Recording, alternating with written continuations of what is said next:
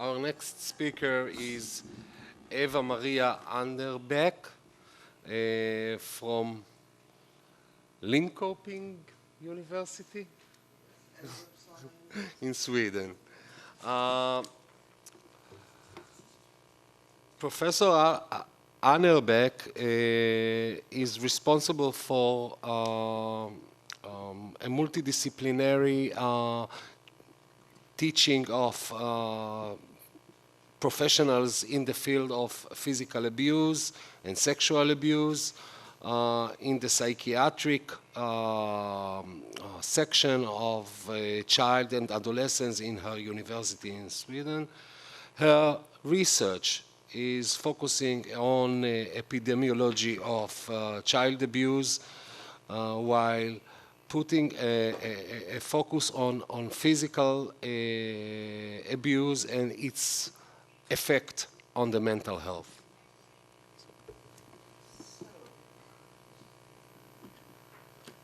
Thank you for inviting me here. It has been okay. So we change to the next. It has been a wonderful opportunity to learn more about this area of child abuse that I have been interested in and worked with for so many years. And I've also come to learn quite, not much, but a little bit about Israel and your situation in this country, which I am very thankful for. Shall I go closer? So, okay. I want to talk about child physical abuse as one part of domestic violence. As usual, we have to start with the definitions of things. The wording domestic violence or also family violence in Sweden most often is interpreted as violence against women. I don't know if it is the same here, but I think the children are belonging to the families and they are both witnessing the violence between the adults, as well as I can show you with some figures from my own research. They are also victims of violence within the same families. First, I want to do just a small international perspective on this. In the United Nations report in 2006, it was presented that only 2.4% of children in the world in 16 countries was protected from violence in all settings, that is homes, schools, penal sentences, and penal institutions.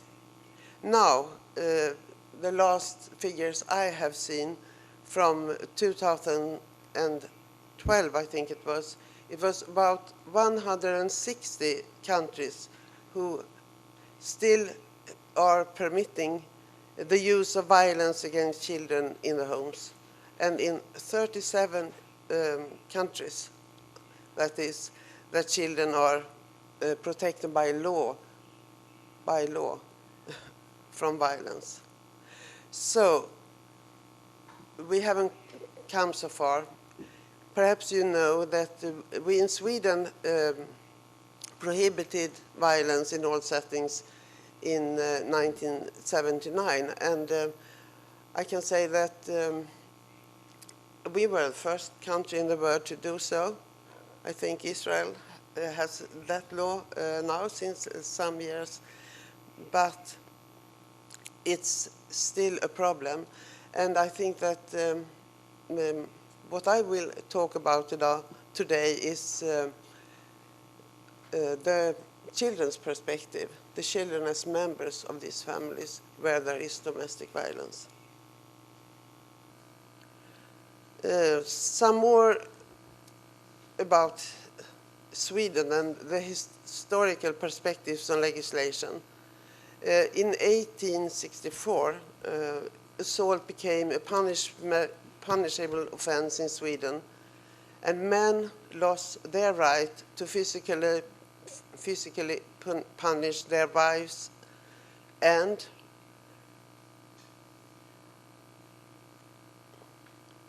I have dropped something there.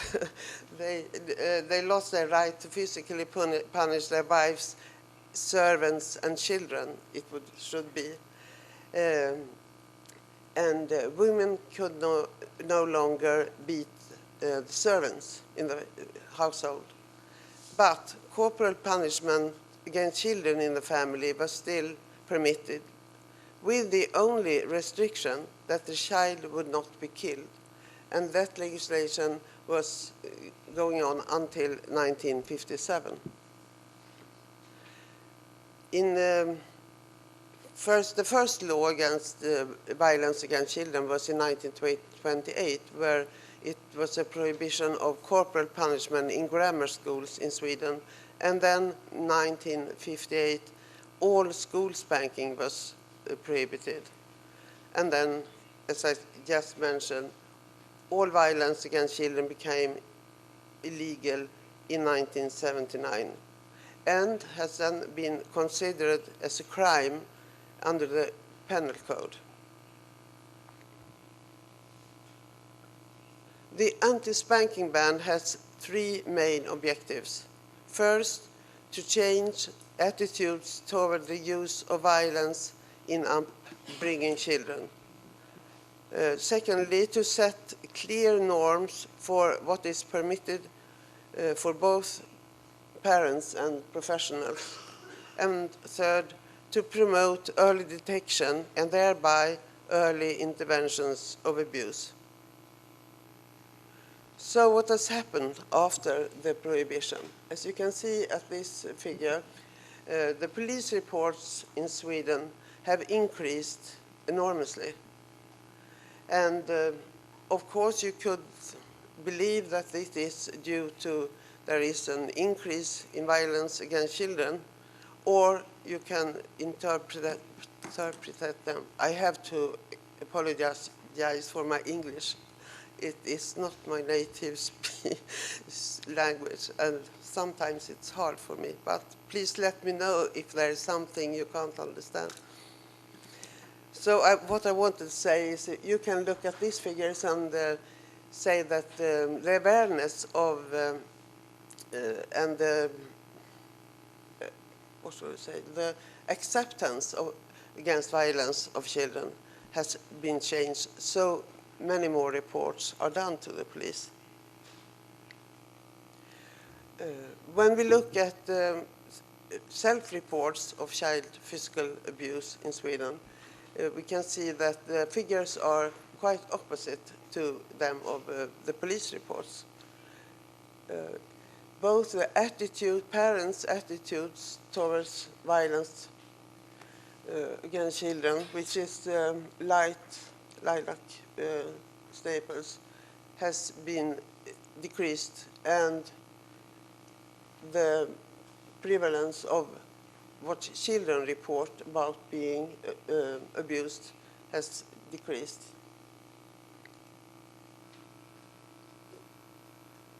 I have been looking for studies of prevalence of intimate partner violence in Sweden. That is the question about the violence between the adults. There are very few studies of this. In the largest, only women have been surveyed. At that time, I think it was in the end of the 90s when the survey was conducted. I don't think people even were thinking that men could be abused as well. And they certainly are to a much less extent. But still, in this study, 30% of the women reported that they had been exposed to violence by a partner. Recently, the National Center for Knowledge on Men's Violence Against Women performed a national survey of both men's and women's exposure to violence. And in this study, 14% of women have been exposed to IPV, and 5% of men.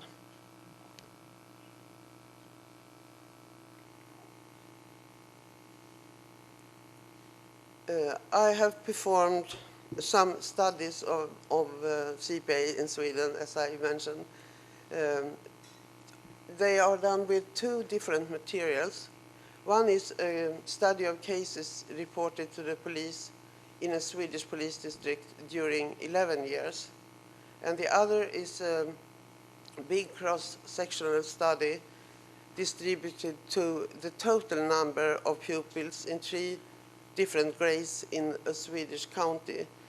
That was about 10,600 pupils who had the possibility to participate in that study, and 8,494 were answering it. And again, it's important to talk about definitions. Child physical abuse in these studies means physical violence against a child executed by a parent or a caretaker.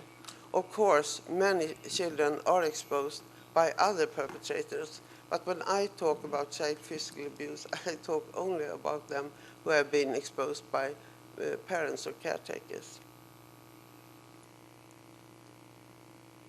How many minutes do I have? I don't really know. 5 minutes, okay. Then we go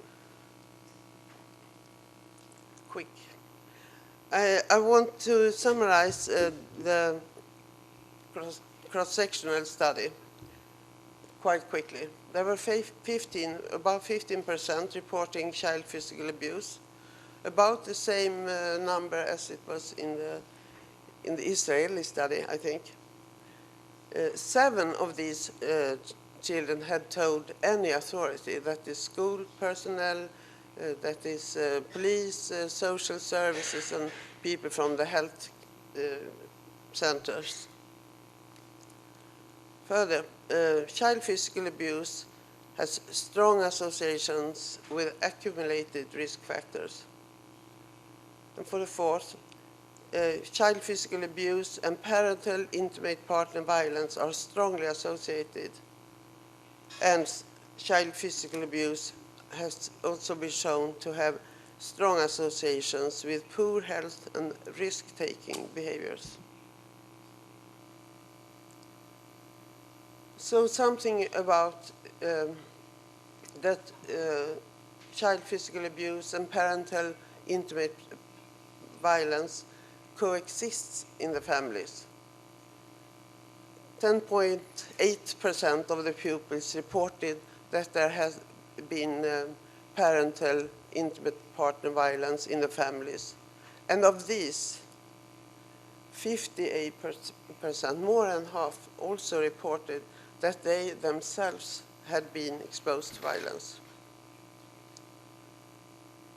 And then we went further and looked at who were the perpetrators of violence against children when there also was internal partner violence. And we found no statistical difference between male and female perpetrators, but we could see that more men have exposed the children for repeated violence. I have to move on and perhaps finish with this picture. And this is from my Swedish perspective, and I have really no idea how relevant this is for you, but perhaps something could be worth thinking and discussing. As I said, in Sweden, the wording for domestic violence is most often understood as violence between adult partners. In Sweden, domestic violence has been described as male violence against women and children. The issue of domestic violence has tended to become an issue with a clear adult perspective. Children are usually regarded as witnesses to domestic violence, which we all know is a really traumatic experience. But we also have to recognize that children are also victims of the violence within the families themselves. And finally, I think that children are the most powerless and depending in society. Thus, it is necessary to expand what in Sweden I think is the feminist perspective of this issue to a general analysis of power. So, maybe I stop here and leave room for more questions. And there are my grandchildren suddenly.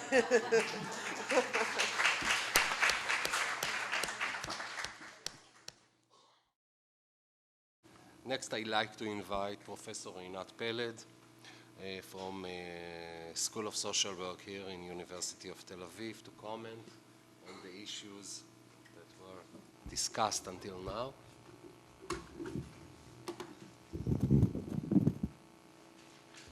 Shalom lekulam, thank you. I'm honored to be the commentator, and particularly I'll disclose that I'm honored to be the commentator on Jane's, Professor Gilligan's presentation, who was my teacher 25 years ago. So it's a nice, another nice closure of this circle. I think what I would like to do is to kind of pull a thread from the last comment made by Professor Annerbach, and through that kind of weave my comments. In her presentation, Professor Gilligan's emphasized a long-term intervention with children who are victims of violence and trauma. And I was also privileged to the full presentation ahead of time, and what struck me was the amount of resources in this particular program, but then in many other programs, of course, in the United States that go to deal with child victims of violence, where what was interesting for me, and maybe even somewhat surprising in the presentation by Professor Annerbach, looking at the Swedish situation, was to see that though the law and some sort of awareness is there as far as the plight of abused children, intervention is not directed, or enough intervention is not directed into these children as abused children. And I was thinking about the gap, this gap between the two countries, and how do we understand that? And of course, if we want to analyze that, we need much more time, and I need much more information than I have about cultural and policy context in these two countries. But I would like, as I said, to pull one thread and look in particular, as a feminist researcher in the area of domestic violence, look at the impact of feminist theory and ideology on the provision of services for children who are exposed to domestic violence, which was kind of the last comment made by Professor Annerbach. We know that historically intervention with abused children was developed in medicine, psychology, and social work by, or attention was provided in these professions both by researchers and by practitioners. And that in many ways that kind of colored that field, while domestic violence intervention and awareness too, and also the legal aspects, were led initially by feminist advocates. So we talk about two fields here which historically developed differently by different groups. Now, as we look at kind of the developments in these two fields, we can identify, and now I rely greatly on what was happening in the United States, we can see that there were some claims made by these two camps against each other. Claims regarding the neglect of the other camp to appropriately intervene with the other victim, meaning critique by child protection systems against domestic violence systems for not doing enough for the abused children, not taking their issues seriously enough, not providing the appropriate intervention, sometimes even, I don't know, sometimes even resisting in a way sending these kids to intervention or reporting about children in domestic violence families as abused children, and vice versa.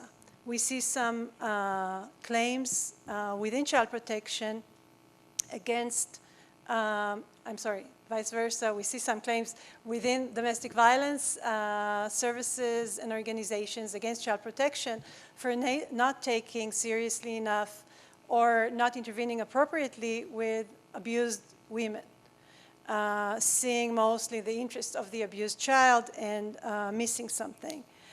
And what I'm challenged to think is, when we focus now on child abuse against this context, is whether feminist perspective indeed interferes with our ability to provide the needed intervention to children who are abused in their families, which was something that was in a way insinuated or maybe directly said by you at the end of your presentation. I have some thoughts about that I would like to share with you, and that's only initial thoughts, and I think it requires a much more developed discussion.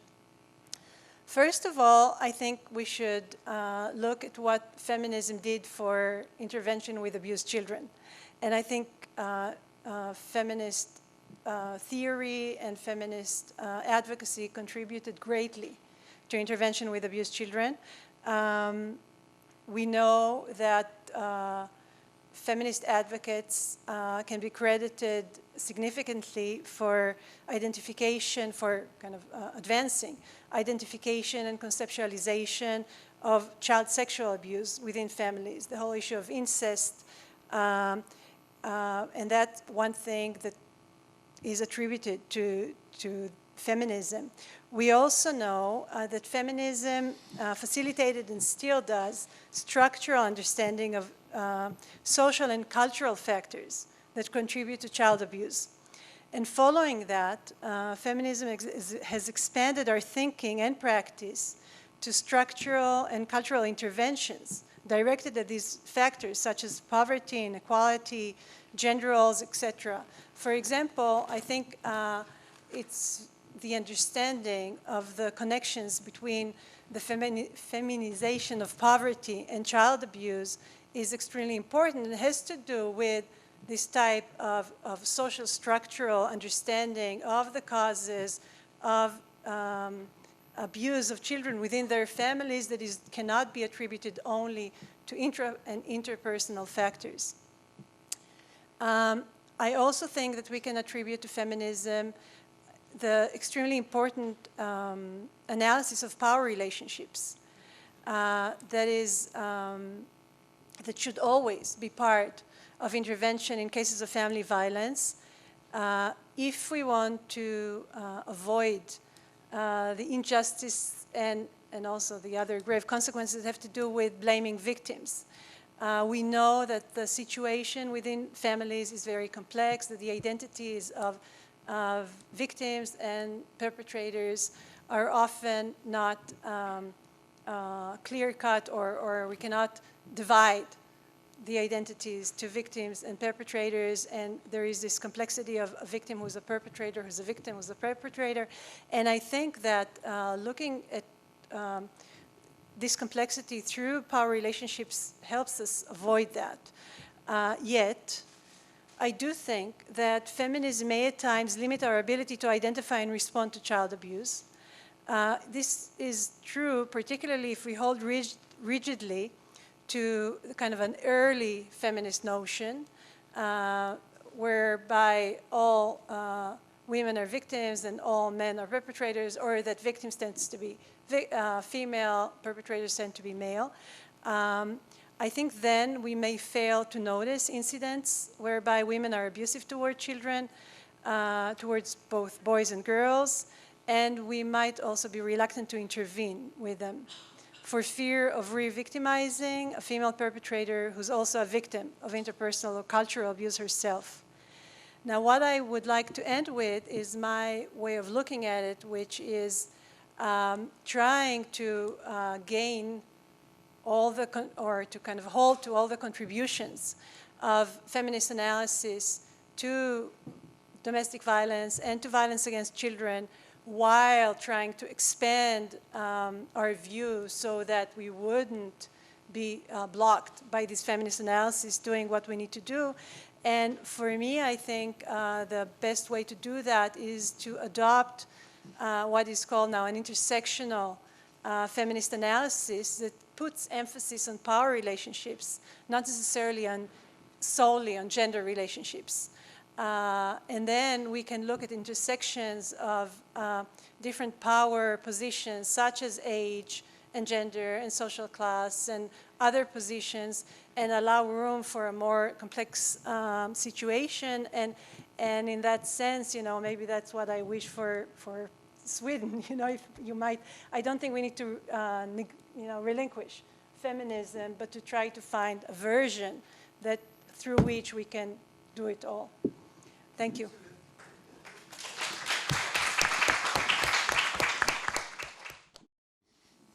We have a few minutes for questions.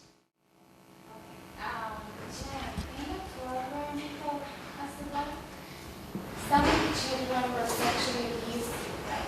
So how do you address this topic during the program? Yeah, the question was some of the children were sexually abused. Almost all of them were sexually abused.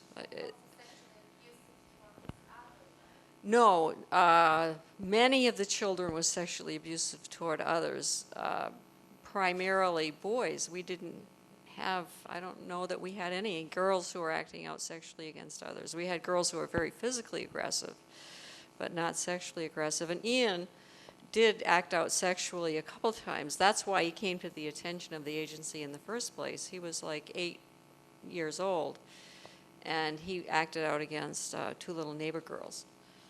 Serious, like anal penetration. And so we knew that he had been sexually abused himself. He didn't get all his risk factors. He had incredible risk factors. He was sexually abused himself by his sister's husband, who murdered their daughter while Ian and his father lived with them. Ian's mother had died of cancer previously, and the man was a convicted sex offender, which Ian's father did not know. And then the man accused Ian of killing the little girl. And Ian believed that he had done it because he remembered he had thrown a toy at her. You know, he was like 5 years old. So he had to go through a complete police investigation. So yeah, so it was inevitable for Ian to act out sexually because he had so many risks. He had a serious risk pileup on top of unknown sexual abuse. We only guessed that this man sexually abused him, but he did everything else, so there's no reason why he didn't sexually abuse Ian.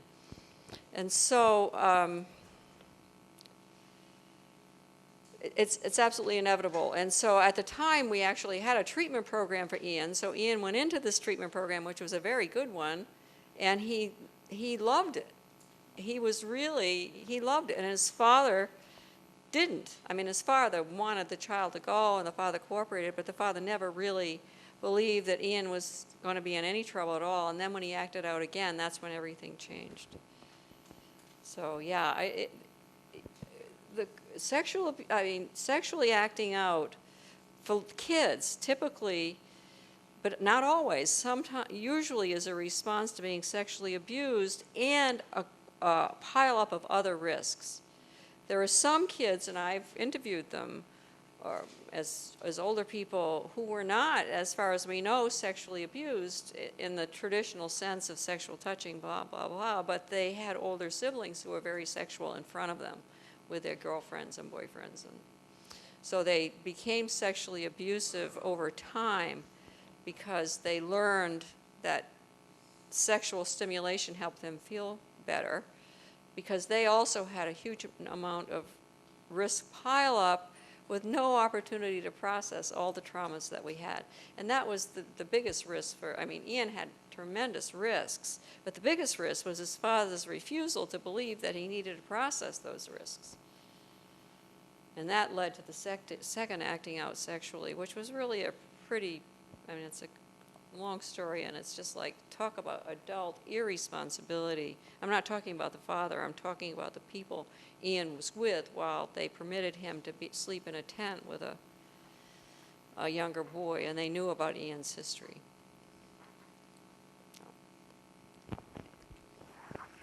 Yes, please. Thank you very much. I really like this topic on the feminist theory and your discussion on it. And Ignacio argues that the feminist theory, the development of the feminist theory must be more intersectional. And I agree, it is important to be sensible with all of these different categories. But I always struggle, and it makes me curious, maybe you have some ideas how we can deal with it. I think as a theoretical frame, the intersectional theory is really interesting and helpful to be sensible. But I always struggled when I tried to figure it out for an empirical view on what is going on. That is one question. The other one is that there is a debate within the feminist theory, because a lot of feminists argues against this intersectional field. So just a question how you, because Eva Maria brought it up to the podium, how you see this resource. It's a big question, right? I know. לא יגיע. Of course, it's a very big question, very complex, and we can spend a lot of time on it, and I have my own questions on it, not just answers. Maybe I'll just say one thing in this context of this particular presentation. I think what I like about intersectional theory, and I'm not sure what you meant by empirical, but I think that once we adopt that, we're much more open to the type of analysis or conceptualization that try to kind of map map all the different power positions and power relationships, and are open to look at the way power is moving between individuals. Now, of course, it makes our lives much more difficult if you think about both intervention and research, because we cannot associate a category to a particular power position. Yet, and I do mostly qualitative research, so I can have this flexibility, without maybe pre-identifying that. I have the benefit of that. But I do think it's almost unavoidable as much or as more we learn about the complex dynamics within domestic violence or family violence or even sexual abuse. It makes it almost sometimes artificial, arbitrary to put a priori some labels and through them understanding what's going on. Now, I do not mean that I am ready to totally throw away the basic feminist idea of patriarchy and differences between men and women in societies. I am calling for taking that as a first step and not the only one. So I know it's not everything you wanted, but it's for now. I want to make a comment and ask a question. My comment is that intersectionality is like apple pie. It's a good concept, who can oppose? The only problem with intersectionality is that from a research perspective, it's like ecological theory. It's very good for mapping, and it's useless for hypothesis testing. I don't think that I know any way to test intersectionality, and I've been around for a long while. The second thing I wanted to say that intersectionality is problematic is very good also as a concept, a heuristic concept in intervention, because it teaches us that social problems are interrelated. However, the problem starts with intersectionality when social problems are competing for resources. Nobody knows that better than the women's movement and the child abuse movement that are tearing each other's eyes out for money, at least in Israel. And I was at a meeting with the previous prime minister. I hope I'm not going to go to another meeting with him for reasons unknown. But I was at a meeting where he took money away from the shelters in Haifa and gave them to the child welfare system. So intersectionality is a great concept until it costs money. Somebody is taken money and somebody is given money. The other thing I wanted to say about the presentation I heard from both of you is that I have a question, and it's an honest, not a cynical question. I'm always assumed to be cynical, but I'm not. My question is this. It sounds like if the kid is multi-problem enough, they will treat his sexual abuse too. Are there any intervention programs that are exclusively geared to treat children who are victims and survivors of sexual abuse? Because it seems like comorbidity is the secret to get any kind of help for sexual abuse as a kid. And if you're sexually abused and your mother is a prostitute and your father is a drug addict, your chances of getting care are much better than if you're only sexually abused. Am I wrong in... You know, I don't really know, Svi, but I just had a student complete a PhD, and the sample size didn't allow for any kind of strong support of that, but there was definitely support of that. The other side of it is the people that she was looking at were people in public child protection who tend to be the very poor in the U.S., and they tend to have many, many risks, and they do get more services than the children who have fewer risks. That she did document that, but again, not strongly. But the other side of that is, and I think that's ridiculous and wrong, I think all children deserve the services they need in order to return to a high level of functioning. But the other side of it is many of those parents who don't get the public services have insurance and other means to get the services for their children if they understand that the children need services in the first place, which is a huge issue. And the other thing, too, is we don't have enough services for children who have experienced trauma unless you can pay for it yourself. I don't have much to say about that, but I don't recognize the situation from Sweden. I think there are resources for treatment that are equal, independent of what kind it is. But I have to agree with the resources for research, which are much better for domestic violence than for child abuse violence. So maybe that's a simple explanation to my... Thank you very much. That's it.